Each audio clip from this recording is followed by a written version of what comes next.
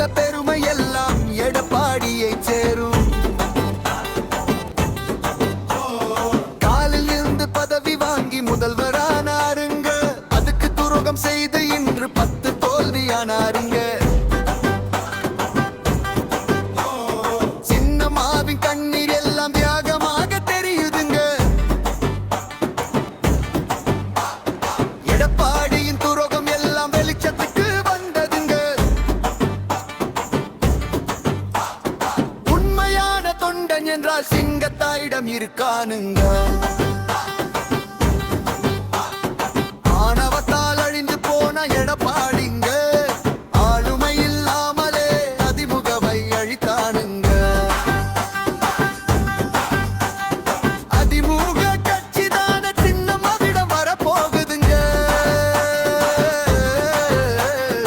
அம்மாவின் தொண்டன் எல்லாம் மகிழ்ச்சியில் துள்ளி வாரா. உண்மை என்றும் பொய்க்காதுங்க. உண்மை என்றும் ஜெயிக்காதுங்க.